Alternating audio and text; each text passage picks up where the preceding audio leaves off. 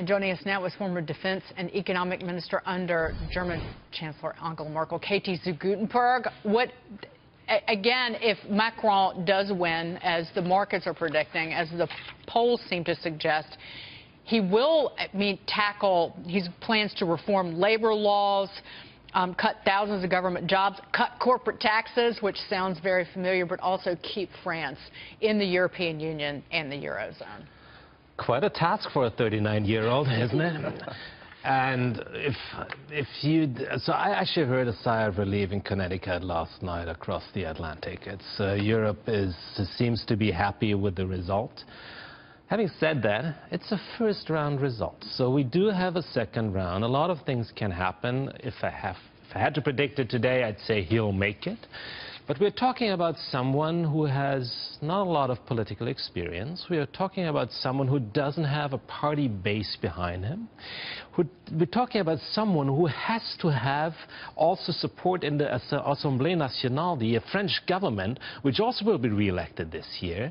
And there's a lot of ambitious goals. And to combine all these things, it's something where I say, okay, we see impressive market reactions. Wow. But these are reactions of today. And combining that with what we see in France right now and what we will see in the future is something which I think will play out a little differently. So we've seen this story time and again. Underdog populist candidate hanging on. Markets assume there's no way that person can win. We're in the same boat here now in France. I mean, are investors underestimating Le Pen's chances here? Do you think she has a legitimate chance? I actually think that Macron is the one who is probably more destined to win, out of one simple reason. We have heard the first reactions already yesterday from the parties that lost. And let's not forget who actually lost. The traditional parties have been evaporated. There's nothing left. The socialists down at like 7–8%. Fillon as the Main Street candidate from the right centrists in France, nothing left there as well. But what they did is what happened here in the United States. Even though Donald Trump ran as a Republican, he came out of nowhere to get the nomination. So. Exactly, and we see that in a lot of different countries across the so-called West, and it's a trend. And so combined with the sigh of relief I've just described at the very beginning, you also see elements of anxiety amongst other European member states, amongst governments in European member states. Say, okay, if such a young guy can actually pop out of nowhere, more or less, and rattle the whole system. French people, though. I mean, there was an interview over the weekend, and a woman said, "I don't feel French anymore. I don't recognize my own country." A big part of that, obviously, is illegal immigration and the migrant crisis, the immigrant migrant crisis from Syria. I mean, they're under attack. Look at, we just had a terrorist attack on the Champs-Elysees. I mean, of all, you know, in the middle of the early evening. I mean, things like that. But some people thought that would actually help Le Pen more. So that's what a lot of people said. Of course, you could say now that actually was the reason why she made it into the second round, because we have seen a surge from the far left during the last couple of weeks. Mélenchon, who would be the Bernie Sanders, more or less, of France, was quite successful for what the expectations were at the very beginning. But one thing we have to see here, yes, you do have this kind of fear and anxiety in France towards migration, towards anti-national developments in many regards, towards the idea of a European Union. But it is actually Macron who stands for European Union, reforming the European Union, staying in the European Union. And yes, he played the national card as well, but he is quite a counter-element to Le Pen. And there was an interesting poll yesterday why the people actually elected him and why they elected her. And they elected her for, yes, migration issues, for anti-terrorism issues. She believes in abandoning the euro and getting out of the European Union. And they actually voted for him. Those who voted for him because he's pro-Europe and other things. Right. The Wall Street Journal characterizes it in an editorial today that these two candidates, Le Pen and Macron, represent different visions of French nationalism. And Macron, in the next couple of weeks, will have to offer a credible vision and program for an economically prosperous and confident France that's no longer the sick man of Europe, is what they write. I want to move on to Angela Merkel, since you worked for the Chancellor. President Trump is scheduled to speak with Angela Merkel today on the phone. He shed some light on his relationship with the German leader during an interview with the Associated Press on Friday. President Trump said this: "Yeah, it's funny. One of the best chemistries I had was with German Chancellor Angela Merkel."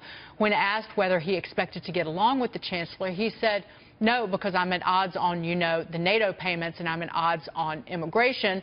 We had unbelievable chemistry." KT, how critical is this relationship? I just am curious what you think of these comments. I wonder what bad chemistry actually is then. Well, does she dislike him? No, I don't think so. She respects him. He is the elected president, and he definitely comes from a very different planet. And they had, I'd say, an interesting meeting, not one where, as an observer, I'd say they've been cozy with each other. Whether there was a handshake, another one, yes or no, I think that's peanuts in that regard.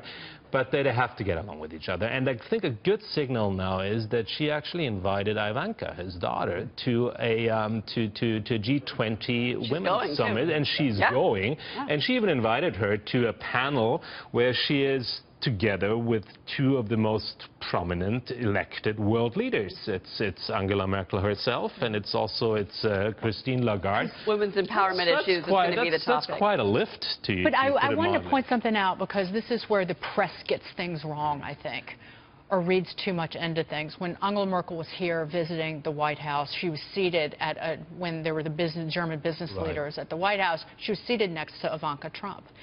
And people took these still photographs of Chancellor Merkel's face and said she's rolling her eyes, she looks uncomfortable.